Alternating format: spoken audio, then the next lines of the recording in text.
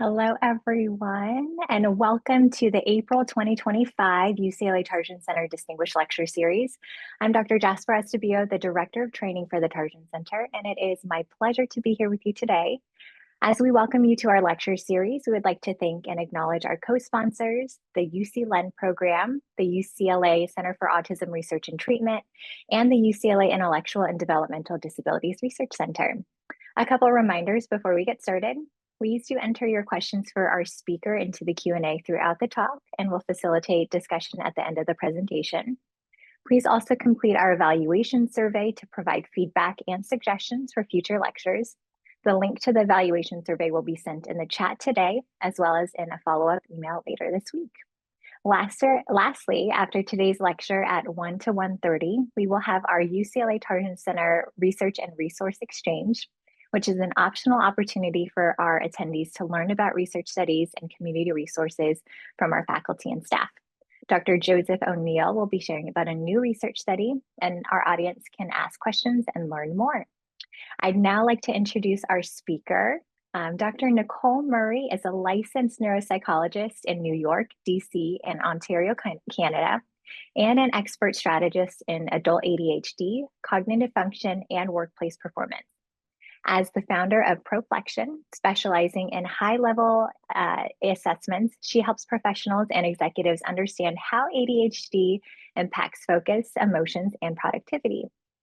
With 2 decades of experience in clinical practice and teaching, Dr. Murray is passionate about making complex neuroscience accessible and practical. In this presentation entitled Focus, Feelings, and Frustration, Managing Emotions with ADHD, she will break down the connection between ADHD and emotion regulation, offering real-world strategies to help adults manage frustration, impulsivity, and overwhelm. Please join me in giving a warm virtual welcome to Dr. Nicole Murray. Thank you so much. Thank you. It's so lovely to be here.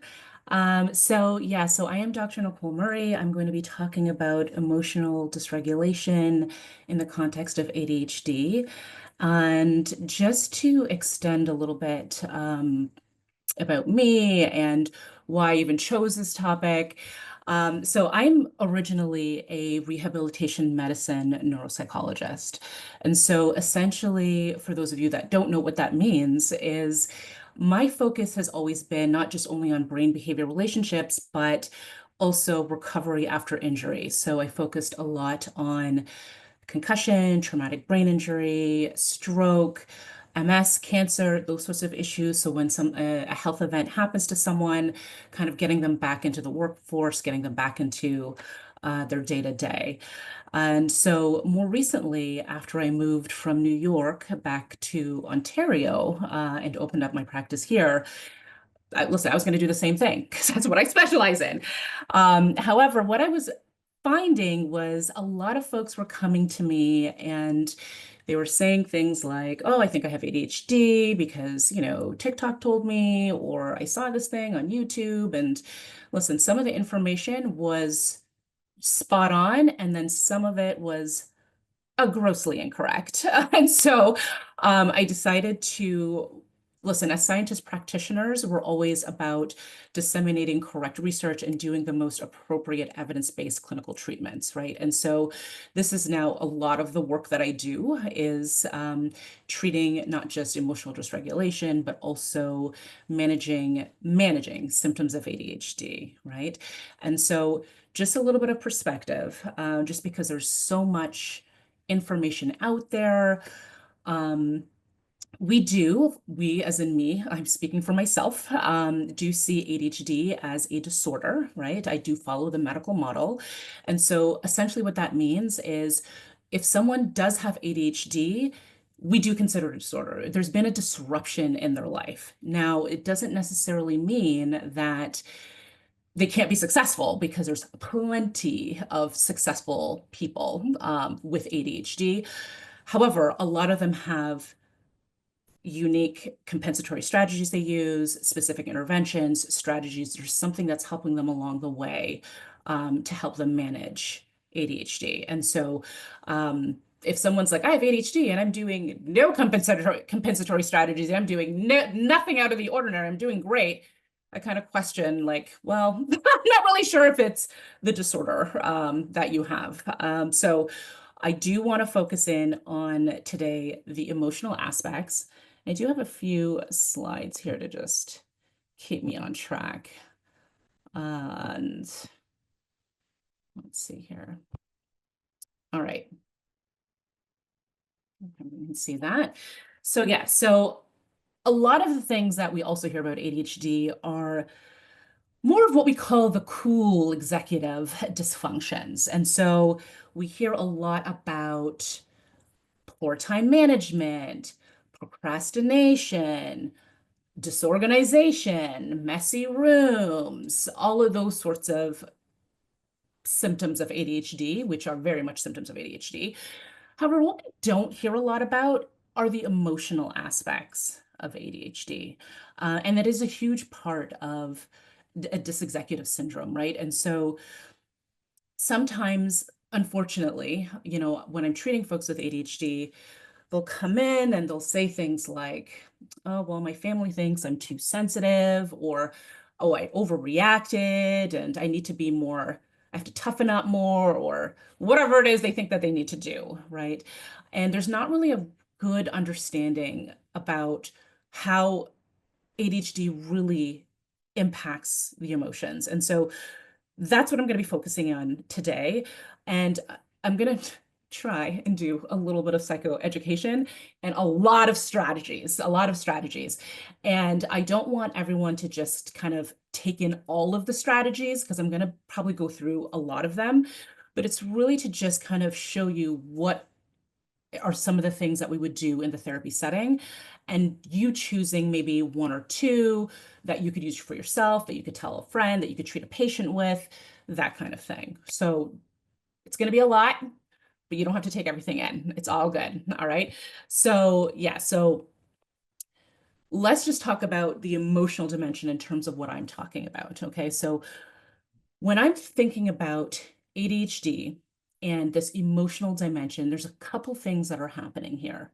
There is the emotional dysregulation, which is often what we hear about, right? And so when we're talking about emotional dysregulation, we're talking about the overreaction or the underreaction to certain things, right? This is, if let's say you have lunch with someone yesterday and then you're walking by them in the hallway today and you look at them and you say hi and then they don't say hi back. Then it's like, okay, is this person mad at me? We just had lunch yesterday. Do they not like me anymore? And then rumination starts, right? And we start to get kind of really amped up over this tiny gesture.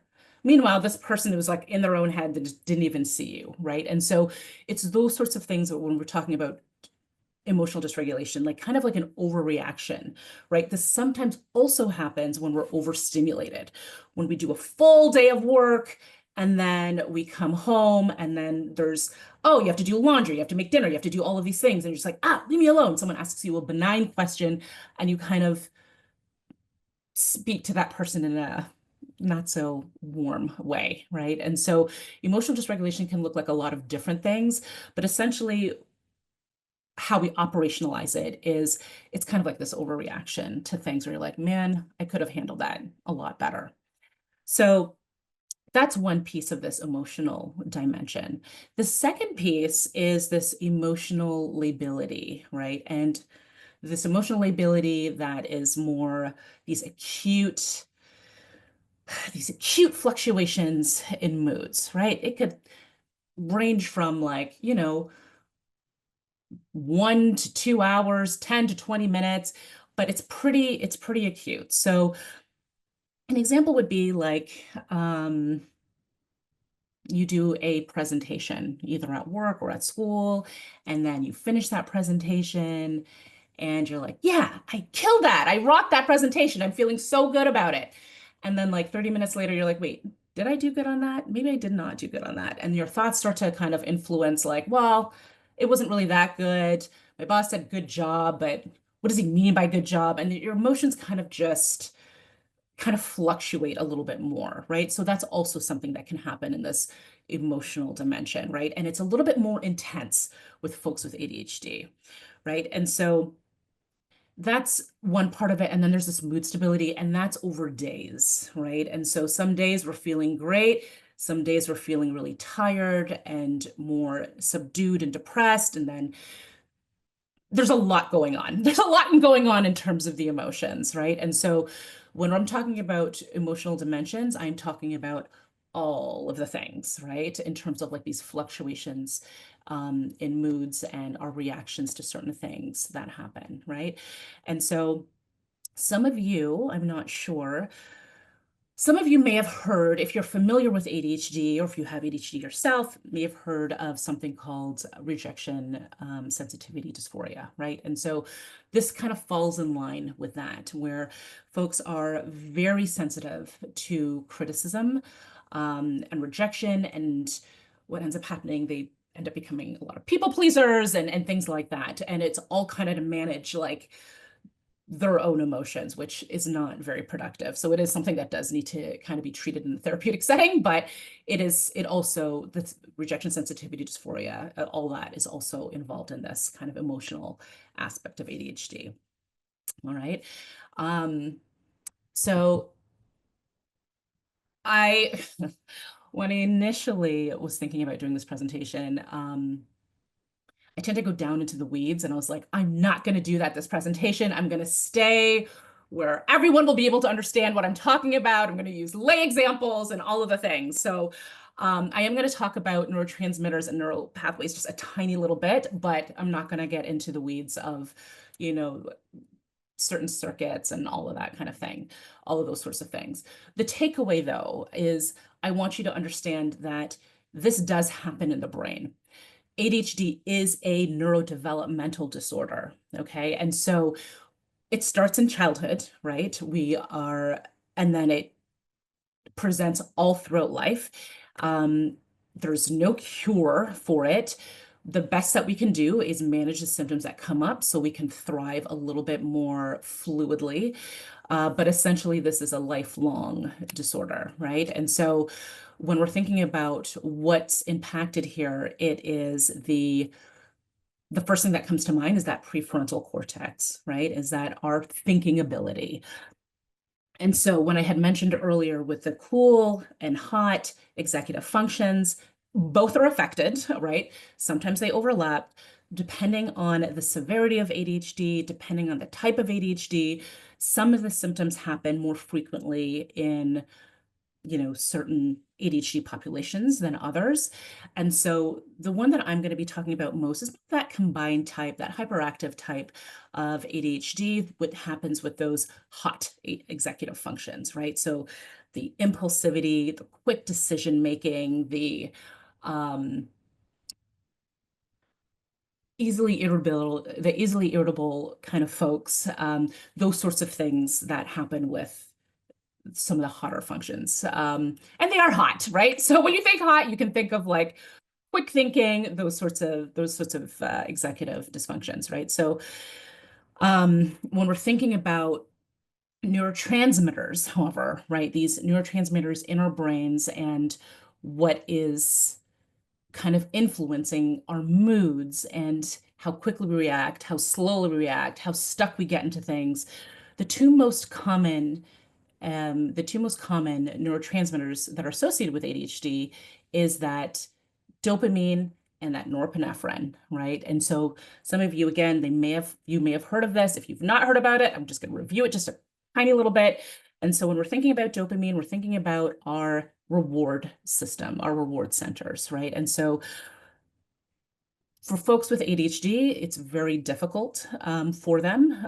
They know what the rewards are. It's not like they don't know what they are, but it's really hard to make it meaningful, right? So if I were to say to you something like, I would like you to write me a 7-page paper on this presentation, all the things that you've learned and all the comments that you may have had about it. Give it to me in 2 weeks. And maybe in 5 to 6 years, I'm going to give you some feedback on it. And then you can win a prize for like $1 million. And while that sounds great, $1 million sounds great down the road, it really is hard to kind of put your mind around like, okay, so 5 to 7 years, this what? Like, I don't want to do a 5 to 7 paper within 2 weeks because I have other things going on. And so that's also something that's happening, right? Is that folks with ADHD, they're constantly like kind of putting the fires out that are like right here in front of their faces, as opposed to thinking about like that long-term reward. Like, if I do this right now, then I'm not going to be spending all night doing whatever I have to do for the next day, or whatever sorts of things that they have to do, right? Those procrastination types of tendencies, right? Um, so the dopamine, there's not so much, right? So what ends up happening is we all produce dopamine, but with folks with ADHD, the dopamine comes up and it just kind of dissipates, right? Same with the norepinephrine. And the norepinephrine is essentially there to help you be alert, to arouse you. They're like, let's go, let's do this. And so when you don't have a lot of it, it's kind of like, right, I know that I need to do this. I know I need to do this paper. I know that I need to do my taxes.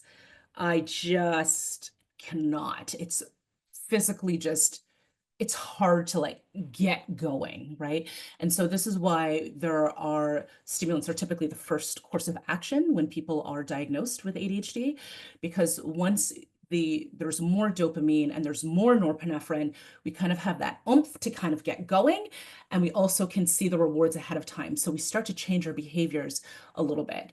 Now, with that said, as of once a psychiatrist told me, pills don't teach skills, right? And so if you've been late diagnosed and you've been functioning in a certain way all throughout your life, there's a lot of undoing of behaviors that you need to do alongside with medication. So medication's not all, but it does significantly help, right, with ADHD and those sorts of things. Um, Now, in terms of the neural circuitry and those sorts of things, that's also impacted, right? So there's I said I wasn't going to talk about the pathways. So, but there's pathways in your brain, right? Typically impacting that front part of your brain that basically just processes information just a little bit more intensely, a little bit more differently, right? And so I will just use one term. And so the amygdala, for instance, that can be impacted. This is where we house our emotional memories and those sorts of things. It's one of our more archaic brain structures, right? It's been there. It's been there. And they basically guide you. They say, okay, you're angry. Remember the last time this happened? This is how you should feel about it now. And they're constantly kind of sending those messages to the brain. Whereas your executive functioning system, your frontal lobes, that doesn't fully develop, like 100% develop until you're about 25. So if you imagine your brain, right? If all of your little pieces of your brain had personalities, and your executive functioning, your executive system, your prefrontal lobes are last to the party, you can imagine when something happens, the amygdala is so much stronger. It can be so much stronger. It kind of takes over, right? And so we call it like there's like this bottom up processing and there's this top down processing. And the top down processing, where executive, the ones that were late to the game, the executive functioning system, they are basically, hey, maybe you shouldn't get so angry about this. Meanwhile, your limbic system, those emotional processes are like already kind of sending the alarms, right? And so this is why it's sometimes really difficult to control, and why it's like after the fact, you're like, oh man, I shouldn't have done that, right? And so there's a lot that's going on here in the brain. And so it's not that people are oversensitive. It's not that they're overreacting. It's just that there's a certain reaction that's coming up a little bit quicker than their executive functioning system can kind of get in there and say, hey, look, slow down a second. One of the examples I like to use is like, if you drive, right, and you're turning right on a green, and the person in front of you is also turning right, and the light's green, their blinkers on, but they're not turning, right? So that bottom up processing, you're like pressing on the horn, like, hurry up, what's going on? Like you're reacting first, versus your top down is more like, what's going on here? It's the green light is green. Oh, there's like a 10-year-old kid that's crossing the street. This makes sense. Glad I didn't beep that horn, right? And so some of these, that's kind of what I mean by like the top down and bottom up. And so when folks who have ADHD, they tend to do this bottom up processing a little bit more than folks that don't have ADHD. right? And their response intensity is often amplified. And so this is something that we can expect, but it's something that we can also work with, right? So the whole purpose of this is that we know, but now that we know, it's now what's the workaround around it, right? So with this emotional roller coaster, there's a couple things that are happening, right? These are the four most common ones that I see, all right? So sometimes with that hyperactivity group, if there is periods of excitement, we make decisions a lot more quickly. I have a story of someone that I had a patient that it's hard to call it a scam. I think it was a scam, but they delivered a product. It just wasn't good. So essentially, she saw this store on Instagram. It must have come up. It was called something like Paris, Paris, London, Toronto, something that was very like fancy, very high end. Their pictures were beautiful, and you kind of logged into their website, and they basically had this whole pitch of like, we're going out of business, and all of our high-end luxury items are, 30% off. Um, and it was like, oh my gosh, I'm going to get some high-end clothing for like 30% off. Granted, these things were still like $300, $200. So it wasn't like a huge discount, but it was discounted off of like, $400, $500. And so my client ended up jumping on this and ended up spending like thousands of dollars on this store. And it turned out to be like a Temu situation. And if she had kind of looked at reviews of the store or even clicked down to the comments, all of the comments said that this was a scam, that the clothes were not good, and all of that. But because we had this intense excitement, and it's like, yes, this is speaking to me. This is exactly what I want. Plus, it's on sale. We took this action, and then there was a consequence to that, right? And so folks with ADHD are a little bit more susceptible to those sorts of things, right? They're more susceptible to, I don't want to say scams, but essentially scams, addictions, those sorts of things, right when there's like an immediate reward. Remember, I was talking about that dopamine system. So when there's an immediate reward, we're likely to jump on it right away, right? And so it's something that you want to pay attention to and purposely slow all the way down. And so that we're not making these decisions that are not the best decisions for us, right? Um, Frustration, irritability, that is often a common emotion that folks face with ADHD. And it's typically because, listen, the filtering of information is a lot, right? And when it's blocked or interrupted, and there's a lot of thoughts that are just going on, it's like, wait, where were we? And that's a lot to kind of like reorient, right? And so sometimes when we're overstimulated and those sorts of things, frustration tends to happen a little bit quicker, right? And so oftentimes I'll tell people, like, look, if you have like a full day, right? If you have a full day of work, lots of projects, things like that ahead, let's plan to do nothing when you go home.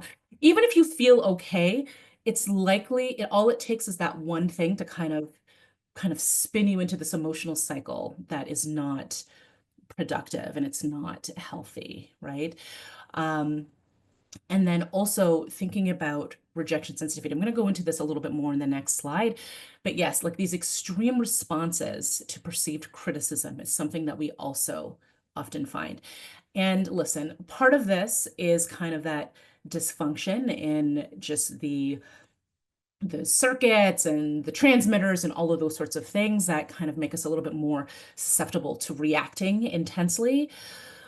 But also, some of this is environmental, right? Especially I'm talking to the folks with adult ADHD that were just recently diagnosed. And by recent, I mean, if you're an adult and you were just diagnosed in the last 5 to 10 years, we can imagine for these folks that all along their lives, they're getting these messages of, well, why couldn't you just do this? Well, if you just did this, like I told you, then like those sorts of messages are cumulative over time, and we do start to develop kind of like this sensitivity to it, right? So the rejection sensitivity comes from lots of different places, but it's there, right? About 50% of folks with ADHD have this rejection sensitivity, okay?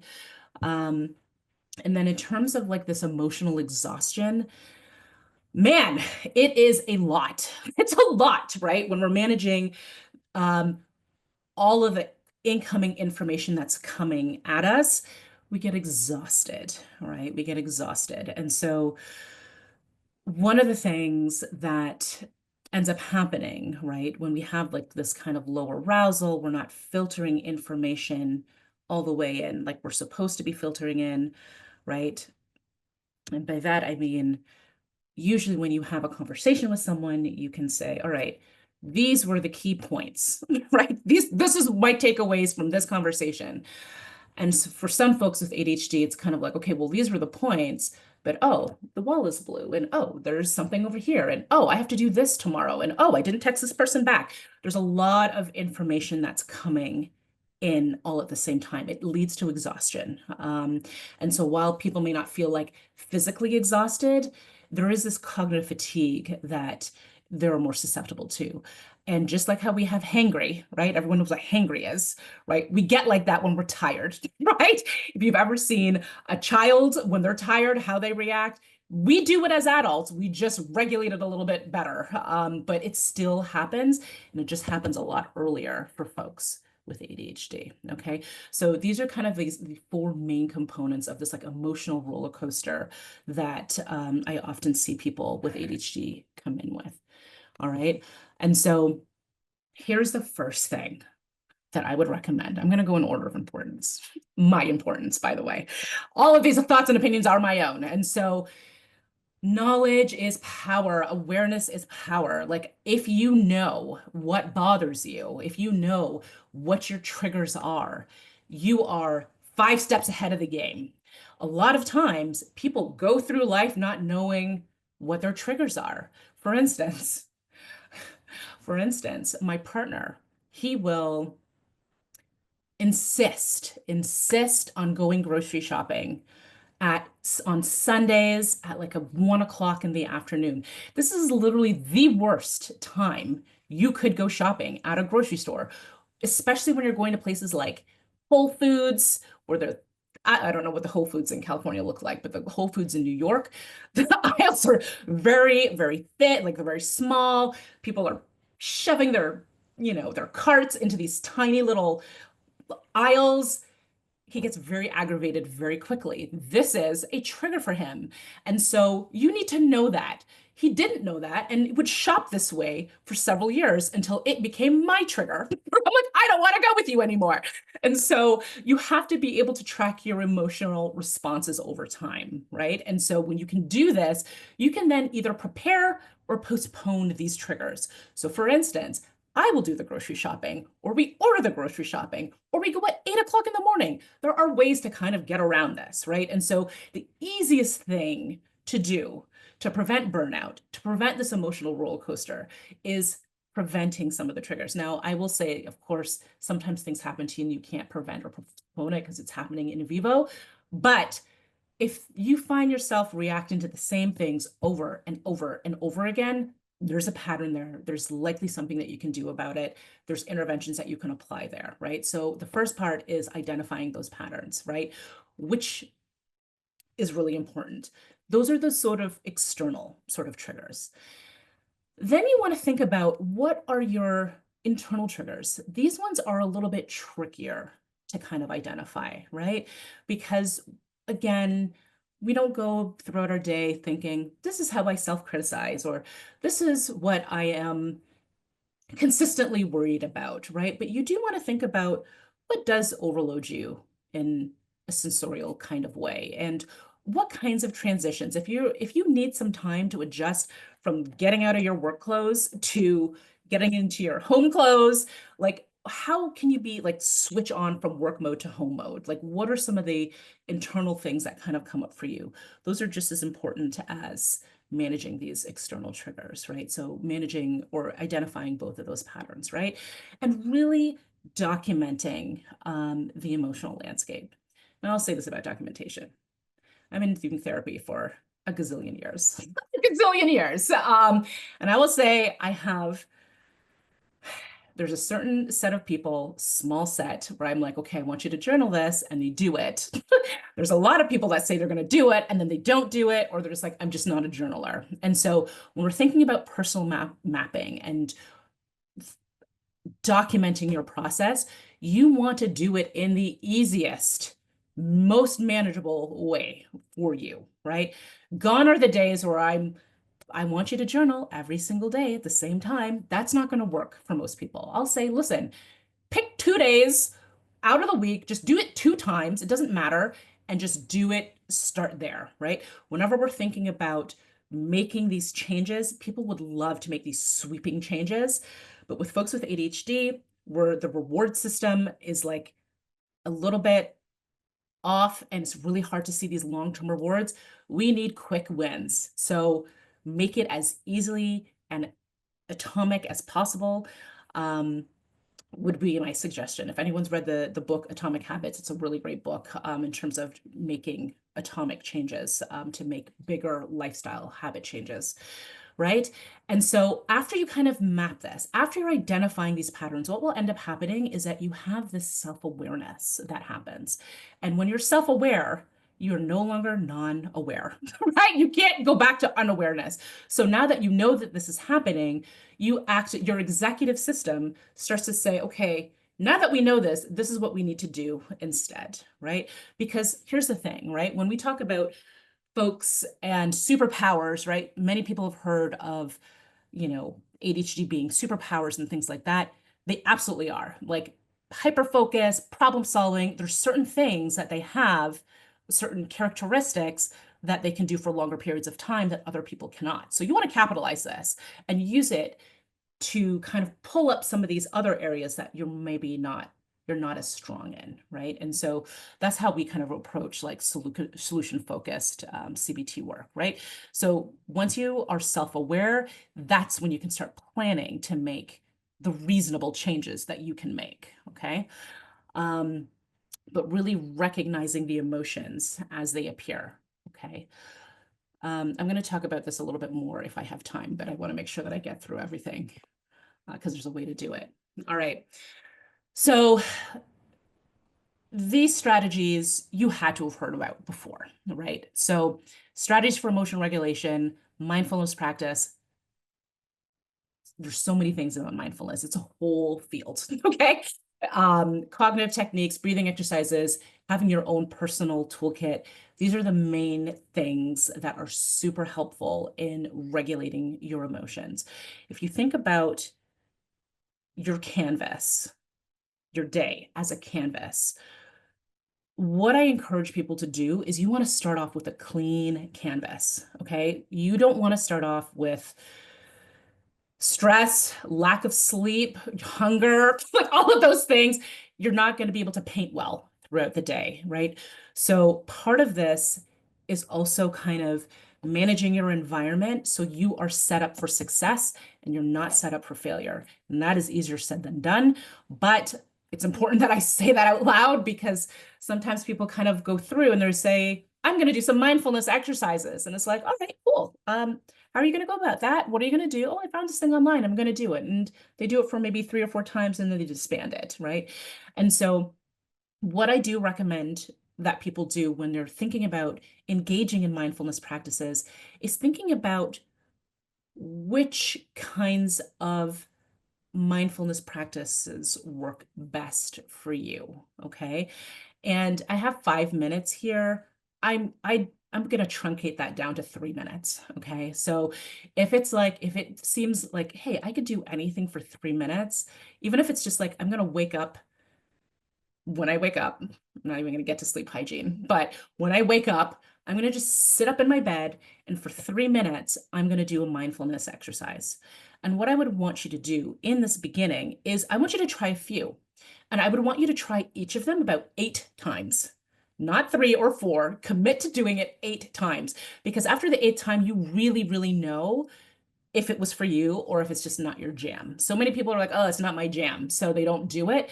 But visualization, breathing, there's clarity of mind. Like those ones don't really work as much for ADHD folks, especially if you have a lot of ruminating thoughts and things like that. But there's so many sorts of mindfulness exercises that are out there, and they do work. They wouldn't have this huge field if it didn't work, right? And so does it work for every single person, every single tactic? Of course not. But there's definitely something for someone somewhere, right? And so it's kind of just a trial and error that I would encourage you to do, even if you only do it for 3 minutes at a time. And what will end up happening is when you find the one that you like, you'll actually want to do it. That in and of itself becomes the reward, right? Um, the cognitive techniques. Now, if any of you have been therapized through the CBT lens, which is cognitive behavioral therapy, distorted thinking is the number one thing that we like to work on, right? And so if you're not as familiar, when we think about cognitive distortions, it's basically faulty thinking. And the way that I conceptualize this is like something's happened, something very real and something very true has happened. But then the way that we think about it kind of gets distorted along the way. And we end up reacting to it in a way that, well, if we had all the information, we wouldn't have reacted to that in that way. So, for instance, if I told you, um, true story, standing, waiting for the 6 train in New York, crowded platform. So I'm already irritated because I don't like crowds that much. And the train finally comes after 15 minutes of waiting, and everybody kind of rushes in through the door, and I get body checked. Now, you can imagine how that would make me feel, right? Anger, frustration, irritability, all of the things, right? And I would be thinking, like, who does this person think they are, right? Depending on the person, they might say something, they might act out aggressively, they might, whatever it is, right? First line of thinking. However, if I told you it was a 4-year-old that body checked me, then all of a sudden, now you've recalibrated automatically. Okay, well, if they're 4, then they really weren't paying attention, or were their parents, or the anger already starts to subdue, right? And so part of the strategy with cognitive behavioral therapy, right, is really thinking about, all right, this is what's happened, this is how we've thought about it, but is how we thought about it the accurate way we should have thought about it? Is there something else that has happened where we need to kind of recalibrate our own conclusions and then change our actions into something that's a little bit more productive and a little bit healthier, right? And so managing, being aware of your emotions, realizing the distortions you sometimes fall into, right? Like, oh man, this person is always late and they're disrespecting my time. Like, there's certain things that we tell ourselves that automatically prime us up for irritability and all of these sorts of kind of negative emotions that we feel, right? And so kind of working at it from the thoughts and behaviors aspect can be really, really helpful on navigating and really strengthening your ability to emotionally regulate. And so when I'm talking about emotional regulation, I want you to keep in mind that emotional regulation doesn't mean no emotions, right? If you're going to feel anger all the time, you're going to feel stress all the time, all throughout your life, that never ever goes away because you're a human.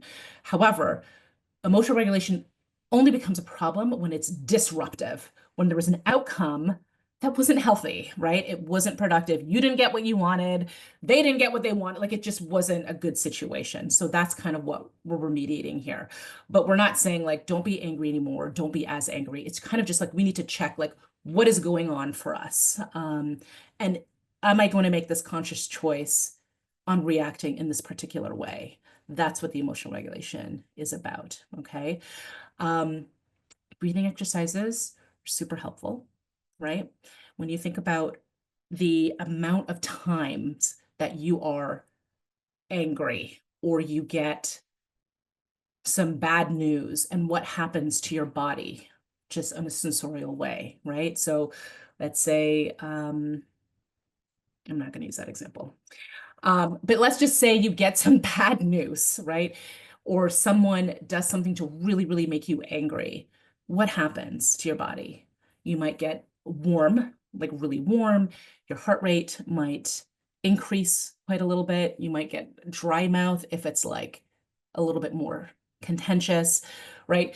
And this is not something that's happening on a conscious basis, right? You're not like, okay, body, get dry mouth and start beating, have your heart start beating fast, right? Just in the same ways where you can't tell your body, calm down, like just stop physically reacting to what's going on. However, when you breathe, right, it starts to kind of regulate the autonomic nervous system, right? And so breathing exercises are really important to kind of depress kind of some of the physical symptoms that come along with emotions. Emotions do not exist in a silo. Emotions happen alongside with thoughts, alongside with physical sensations. So you do want to manage all of those components. And when you can do that, you're better able to regulate, right? And so along with breathing exercises, even like drinking like a really cold glass of water, just something where your body's like, oh, this is what we're doing now, right? Going, oh, you guys are in California. So I was going to say, going for a walk in the dead of winter, which is still pretty kind of warm there, but changing that environment so you're a little bit cooler now, it kind of will regulate the system a little bit. So there's so many different things that you can do to emotionally regulate, right? And so these are all the things that you kind of want to be keeping in mind when we're trying to regulate in a healthy way. Okay. And then you want to take all of these tiny little things, the ones that are the most meaningful for you, the ones that work, and put them in your personal toolkit. Okay. And that's your toolkit. Can't really share it with anyone else because only you know what you are triggered by. Only you know those certain things. Right. And when you're practicing all of these, I would practice them when you're actually in a good mood. When you practice them when you're in a bad mood, guess what doesn't work? All of the things that I just told you. And the reason is because you're probably so elevated that it's really hard to try to learn something and practice it and engage in it at the same time. So when you're doing some of these sorts of things, you want to be able to do these with more benign triggers, with mindfulness practices when you're not as stressed, to kind of get in the habit to see what you like so that you can really pull them out when you need to, when you do get into those areas of stress. Okay. All right. Okay, I have 1 minute left. I'm gonna go for my 4 minutes if I can. So, um, just in terms of communication and emotional intelligence and all of those sorts of things, right? And this is really for everybody, right? It's just folks with ADHD have to think about this a little bit more intentionally because they tend to react a little bit quicker. Than everyone else. But when you can prime the brain and start to kind of think about these ahead of time, then you can start to slow your reactions down a little bit, right? And so when we're thinking about communication and we're thinking about when we're frustrated or when we're even overstimulated and you're just like, I cannot do this. So before we even get to the communication, the postponing is really important.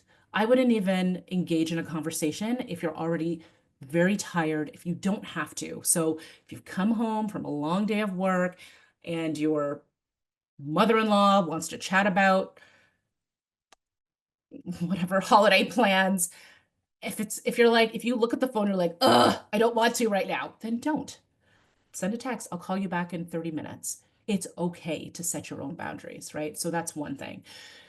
But if you're going to engage in this conversation, you want to be really specific about how you're feeling, right? Like, are you feeling annoyed or are you feeling angry? Are you feeling enraged? Because those are different emotions, all in the same spectrum, right? And so you really want to get comfortable on like what exactly is happening for you so that you can take responsibility for how you are feeling and how whatever's happening is making you feel.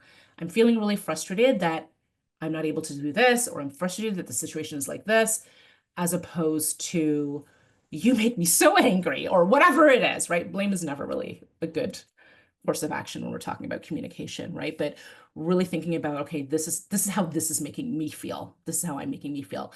And if you're talking to someone that you love, like a friend or a partner, they care. They care about how you feel, right? And so don't be afraid to kind of use that communication strategy is with using those I statements, right?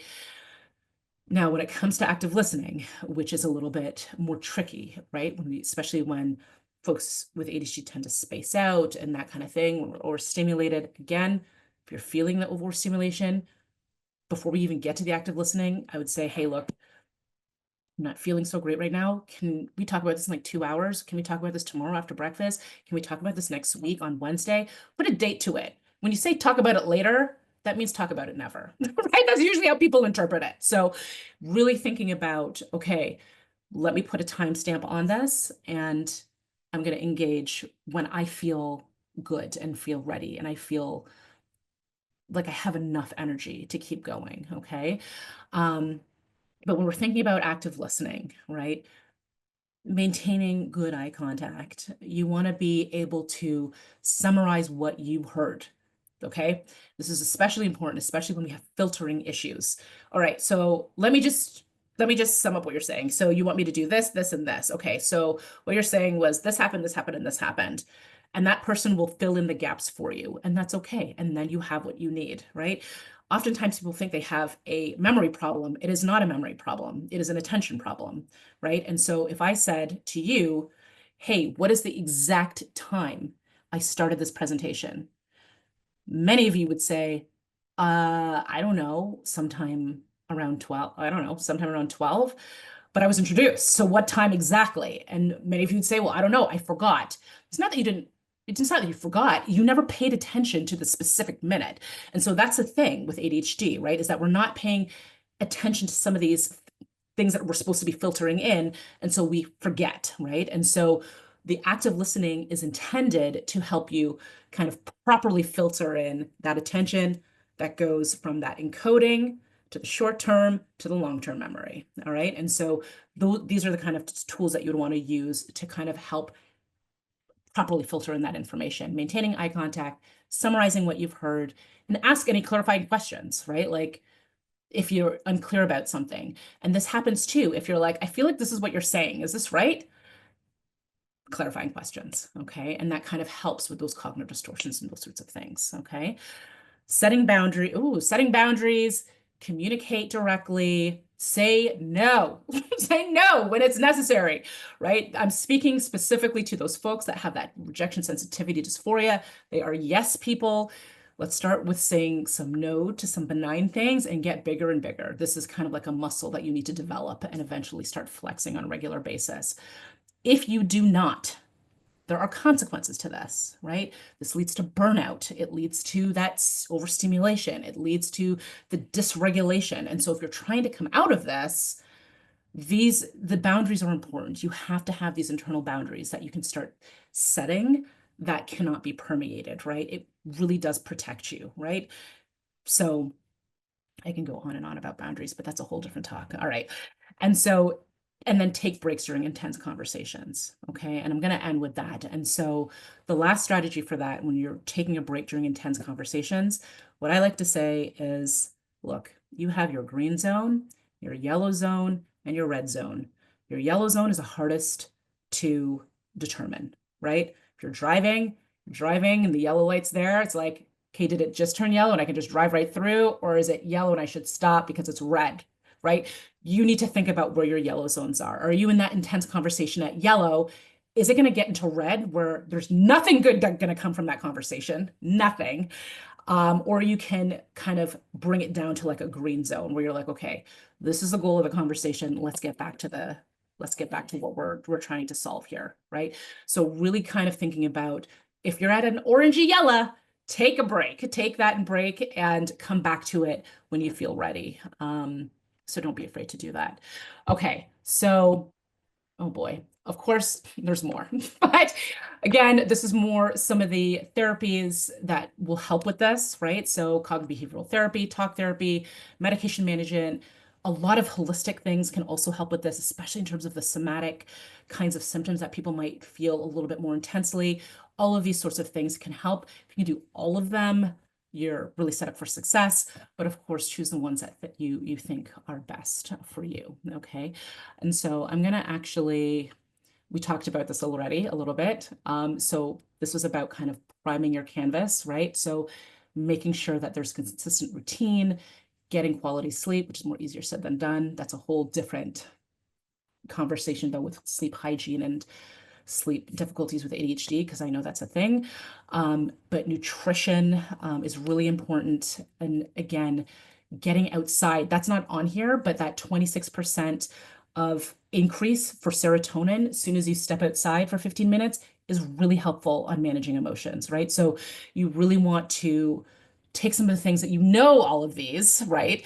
But really take them into account because the research shows over and over and over again that they do help with emotional regulation. Okay, with that diatribe, I'm going to stop here. And so, Jasper, if you want to, if there's any questions I can answer in the next 8 minutes or so, I'm happy to Of do so. course. No, I know there's so much great information. Thank you so much, Dr. Murray, for this very informative and practical talk. Such excellent psychoeducation and useful strategies. To our audience, the slides and recording will be available in a couple of weeks. So you're welcome to come back to the slides and follow up with any additional questions. As the audience continues to submit their questions into the Q&A, I'd like to start off with a question for you, Dr. Murray. Because ADHD co-occurs with so many other conditions like autism, learning disabilities, et cetera, et cetera, et cetera, which interact, right? And they also may exacerbate ADHD associated symptoms. What additional kinds of suggestions or things should people, including clinicians or individuals themselves, keep in mind for managing how ADHD symptoms might co-occur with their any other diagnoses that they have? Yeah, so that's a really big question. Um, so it depends, right? So sometimes, for instance, with learning disorders, right? So learning disorders, sometimes people will come to me and they'll think, oh, I have ADHD because it's really hard for me to focus in class. It's hard for me to read this text and take what I need from it.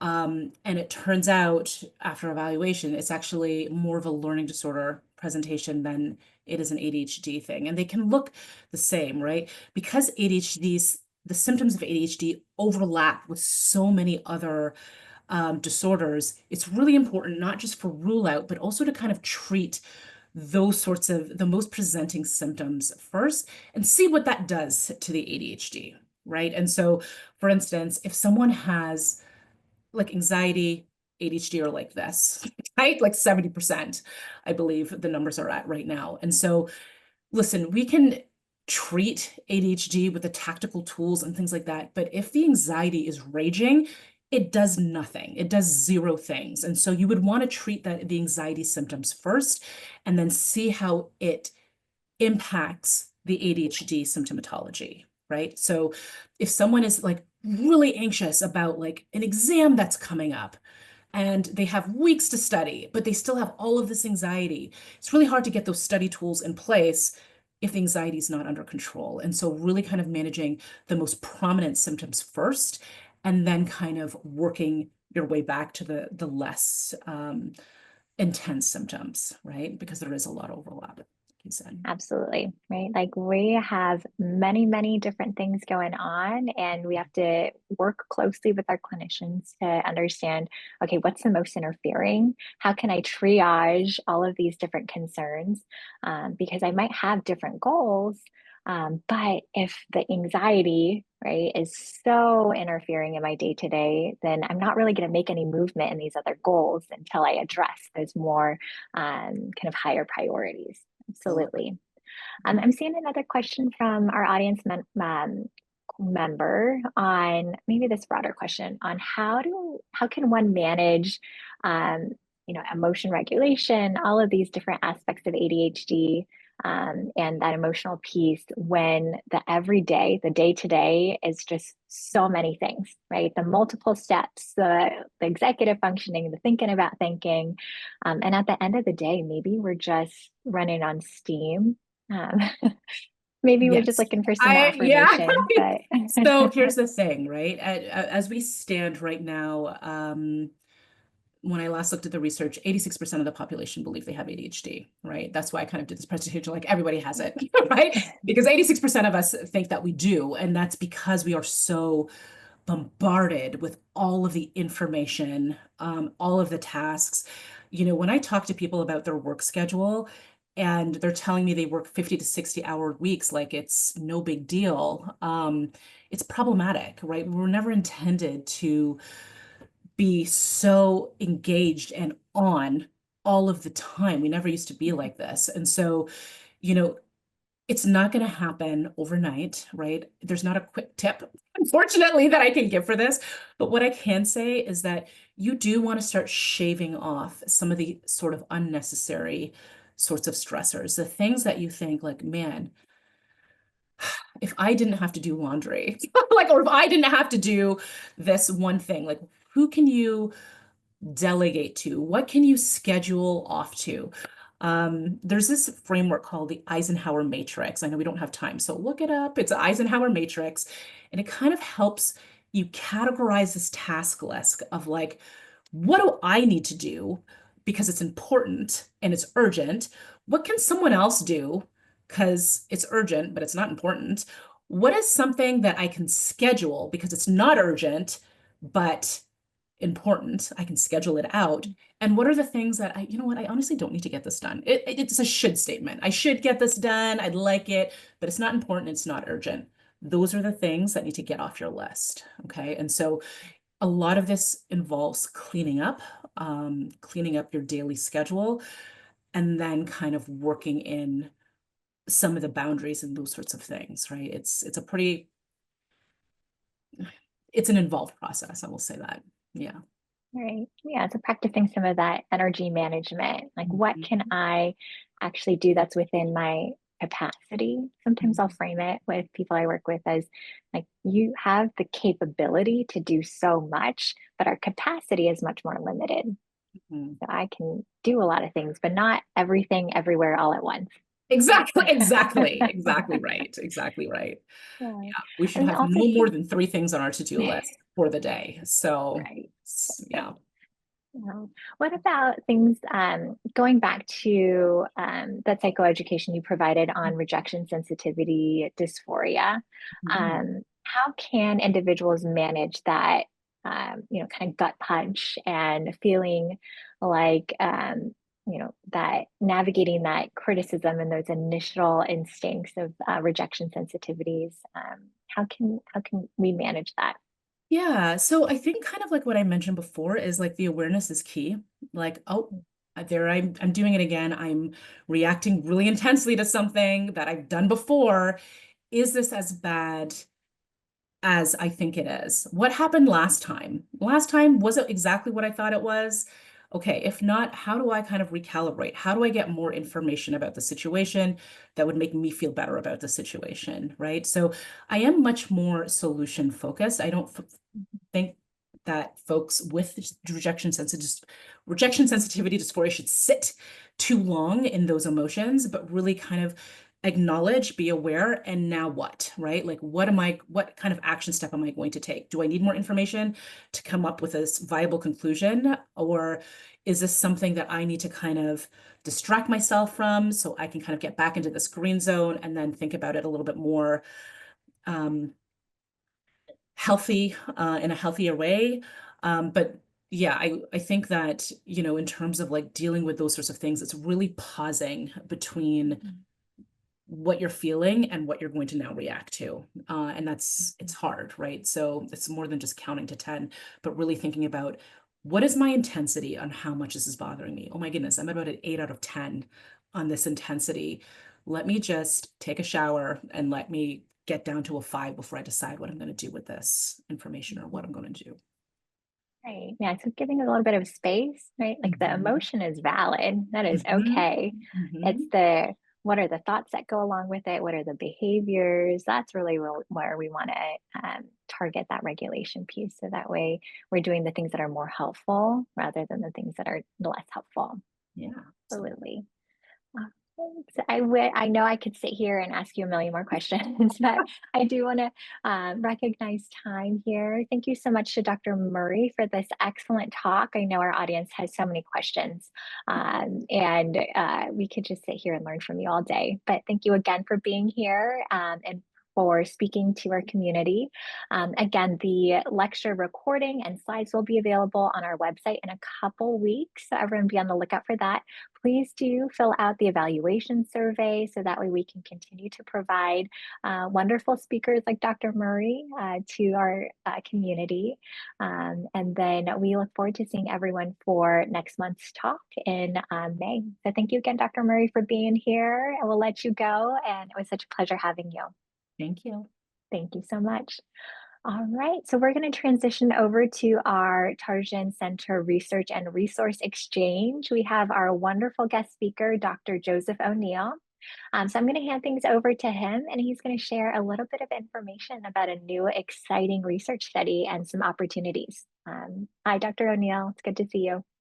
Yes, thank you, Jasper. All right. Here we are. So thank you all for coming. Thank you for the Tarjan Center for providing the venue. Thank you for Dr. Wilson for inviting me, and thank you to Dr. Lagerson for recommending me. I want to tell you about a new clinical trial here at UCLA that we've just started recruiting for. It's about trigeminal nerve stimulation for children with prenatal alcohol exposure and attention deficit hyperactivity. We're studying a treatment called trigeminal nerve stimulation, TNS. It was recently developed here at UCLA in our own child and adolescent psychiatry division by Doctors Liu and McGough. TNS is FDA cleared and safe to treat children with ADHD. But TNS has never been tested in children whose ADHD is associated with prenatal alcohol exposure, PAE. Now, ADHD in children with prenatal alcohol exposure is often severe and resistant to standard treatment, to drugs like Ritalin. So for many of these children, there's no safe and effective treatment. So there's a pressing need to explore alternative treatments. And we are testing TNS, trigeminal nerve stimulation, for the first time in children with ADHD and prenatal alcohol exposure. We are now recruiting participants. And so who's eligible to participate? So it's children, boys or girls, aged 8 to 12 years old. We're looking for children who were exposed to alcohol prenatally. And we're looking for children who are showing symptoms of inattention, impulsivity, or hyperactivity, so ADHD symptoms. Child does not need a prior ADHD or fetal alcohol spectrum disorder, FASD, diagnosis. Both parent and child should speak English, and the child should be able to complete an MRI scan, which means lying still for an hour. It's not as difficult as you might think. I've scanned hundreds of children with ADHD with MRI, and the great majority of them make it through just fine. What will the participants do? There will be 3 visits to UCLA: an eligibility visit, a pre-treatment visit, and a post-treatment visit. And then about 8 weeks later, we'll have a follow-up phone call to see how the child responded to if the any benefits achieved are still retained. In the eligibility visit, we'll do a diagnostic interview for ADHD, in which we will work with both the parent and the child. We'll do a physical exam and a diagnostic interview for fetal alcohol spectrum disorders, involving, again, the parent and the child. IQ test for the child. And then finally, a mock MRI scan for the child, just to see if the child is able to keep still. Then there's the pre-treatment, post-treatment, and follow-up visits. It's going to be some more behavioral testing of the parent about the child and of the child him or herself. And then we'll do the real MRI scan of the child's brain. We will teach you how to use the trigeminal nerve stimulation device. And then the post-treatment is going to be the same thing, except that no instruction on using the TNS device. We'll repeat the test to see if the treatment improved the ADHD symptoms. Then, like I said, there'll be a follow-up short phone call with the study physician a few weeks later. This is what the trigeminal nerve stimulation device looks like. It's about the size of a cell phone, and there's a wire that plugs into it and then splits off into two wires. The two wires loop back around your ears, and they're attached to a patch that's like a Band-Aid that sticks onto your forehead. And you adjust the current in the device here. There's a weak electric current that goes through the patch into your forehead. Here's how it's done. It's done at night, and you, the parent, will, or parent or guardian, will administer the treatment to your child. So we have a mother and son, for example, and the TNS device is down here. And like I said, there's a wire that plugs into it. It splits off into two further wires. They loop behind the child's ears. And then if you can see it up here on the forehead, there's a patch, adhesive electrode patch that's like a Band-Aid. And we set a weak current, 0 to 10 milliamps. It's very mild. And then the child sleeps overnight with that weak current. And they do that every night for 4 weeks. So like I was just saying, treatment administered by the parent every night for 4 weeks. You apply TNS while the child is sleeping. We ask the parent or guardian to keep a TNS diary to ensure compliance. Every night you write down, yes, we did TNS, and if there were any incidents, side effects, anything like that that you notice, you should report that promptly, of course. Then once a week, we ask you to rate the child's sleep quality, and we will check in now and then with Zoom visits or phone calls to see how you're doing. What do participants get out of this? Well, as I said, TNS has already been studied in just regular old garden variety ADHD, and it's found that it reduces the core symptoms of ADHD considerably. Here's a plot here of the ADHD core symptoms versus time in weeks over which the TNS treatment was applied. And you can see, in this case, a high score is bad on here. And the amount of symptoms, the score is going down over time, in fact, into a subclinical range. If you do a sham TNS, sort of a placebo, there is actually some improvement there too, but not nearly as much as for the real TNS.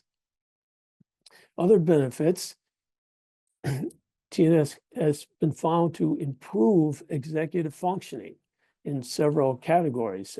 Ability to inhibit oneself, the ability for behavioral regulation gets better, working memory and planning and organization are improved, and global executive self-monitoring and global executive functioning improved. Also, sleep quality gets better, has been found to get better. Reduction in sleep anxiety, strong reduction in total sleep behavioral problems and total sleep problems.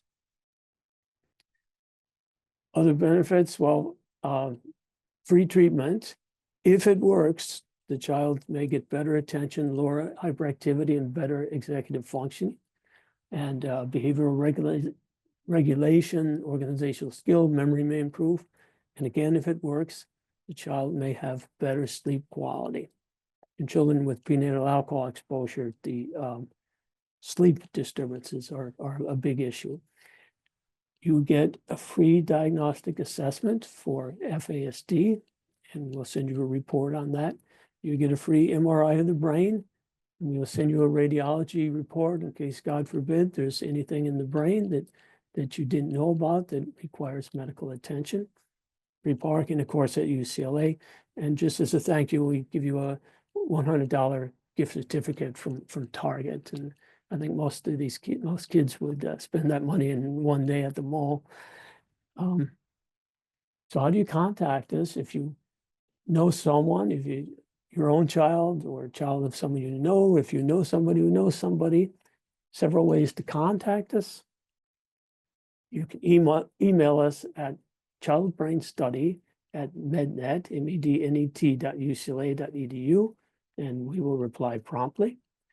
You can phone us at 310-267-2710. Speak to our staff or leave a message and we'll call back promptly. And we also have an online screener. You can go there online and kind of type in the various eligibility questions.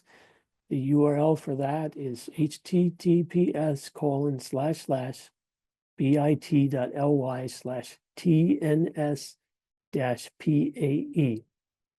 And when you take the screener, it includes your contact information, so we can call or email you back to tell you if your child probably qualifies. Finally, you can also email me personally, joneil@mednet.ucla.edu. And so that's our new clinical trial for this novel therapy. And I welcome any questions that you might have. Wonderful. Thank you so much, Dr. O'Neill, for presenting. I think we might have Dr. O'Connor with us as well. Hi, How are Mary. you It's so guys? good My to see email you. was out. I've been out all weekend and I just came back to an email that didn't, my Wi-Fi wasn't working. So Yes, Wonderful. yes, Dr. O'Connor is the co-investigator on the study and the world authority on FASD and prenatal alcohol exposure. Great. Thank you so much, Dr. O'Connor and Dr. O'Neill, for sharing about this study with our audience. I encourage our audience to type some questions that they might have into the Q&A. But I think I'm going to start us off. So Drs. O'Neill and O'Connor, what led you to doing this work? I know we've had Dr. O'Connor present on FASD to our audience quite a bit ago. But how did you two, come to this point on, doing TNS and kind of developing this intervention? Well, would you like to take that one, Mary?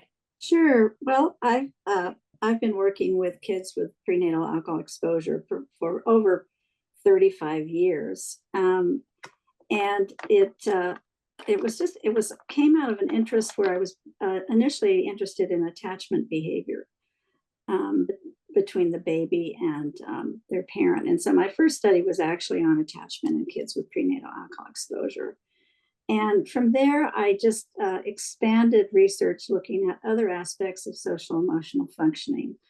And in addition, obviously, executive functioning. How was their memory? How was their tolerance of frustration? How did they do in school? And those kinds of things. And so it's just kind of grown over the years. And about 5 or 6 years ago, Joseph and I became familiar because I was doing the clinical work in this aspect, and Joseph was doing imaging work. And we thought it would be very interesting to look at kids who had diagnoses of attention deficit hyperactivity disorder, and those who had what we call idiopathic, or we don't know the cause of their ADHD, and those who had ADHD with prenatal exposure, to see if they looked different in both their behavior and in their difference in their brains in terms of their metabolites in the brain. And so that's where Joseph came in, and I'll let Joseph explain a little bit more about what we found and then why we came to the TNS. Well, we found there's some differences in the brain between children with the idiopathic ADHD or garden variety ADHD, familial ADHD, versus those who have ADHD associated with prenatal alcohol exposure. So this treatment was developed and it's been tested in ADHD without regard to whether the children have prenatal alcohol exposure or not. And we thought the results could be different. And so a separate study was merited in the children with prenatal alcohol exposure, especially because their ADHD can be quite severe and can be resistant to the conventional treatment, to the psychostimulant drugs like Ritalin and so on. And so if they're not responding to those drugs, maybe they will respond to a different treatment. Maybe they will respond to something like trigeminal nerve stimulation. It works pretty well in children with idiopathic ADHD, and we want to try it now in these children. Absolutely. Right. Stars aligned with the two of your long-standing history of research. And now we're curious to see what we can do with more novel treatments. I'm seeing a question here on, is the treatment meant to be ongoing for the life of the child, or is there a discrete timeline? What does the duration of treatment look like for them? Okay, let's go to that question. Yeah, so do the benefits go away if you stop using the device? The short answer is yes. The longer answer is that the question's still being investigated. Now, it appears, unfortunately, symptoms do tend to come back if you stop using the device. However, not necessarily all the way to baseline. So there may be some retention. And the return of symptoms seems to be more slowly than it is when you stop with ADHD medications. With ADHD medications, it can be a few days, as I understand, before symptoms return.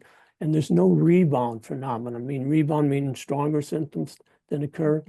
That has not been observed with this treatment, although it can happen with the conventional ADHD medications.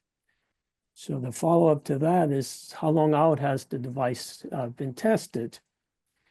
And the answer to that is how long it's been used safely, according to the manufacturer and to what I've seen in the literature. Within ADHD, it's been tested for up to 1 year without incident.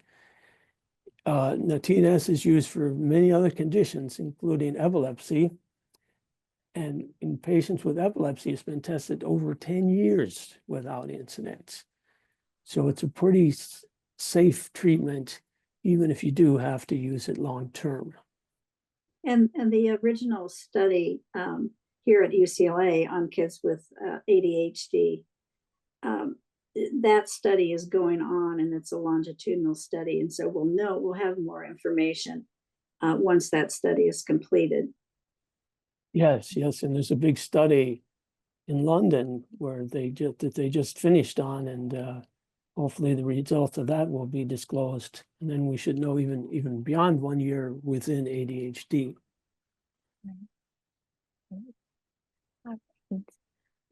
Any other questions from the audience or our researchers here on this study or TNS and ADHD and prenatal alcohol exposure? Give them another moment to share. Joseph, do you want to put up the information of how they can contact us again so they can be looking at that as well?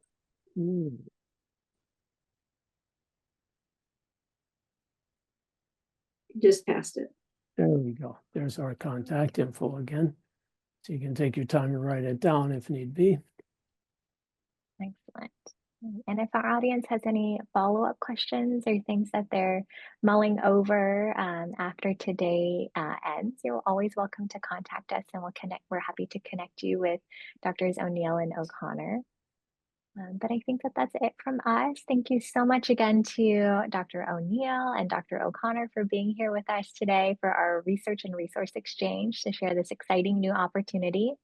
We're excited to hear about the results and the efficacy of TNS in children with prenatal alcohol exposure and ADHD. Thank you both for being here. Enjoy the rest of your day, and welcome back, Dr. O'Connor, from your trip. I'm sorry I was late. Anyway, hi everybody, and goodbye, and thank you so much for inviting us. Of course. Thank you both for being here again. Take care, and then we will see everyone for next month's lecture series. Have a good day, everyone. Bye-bye.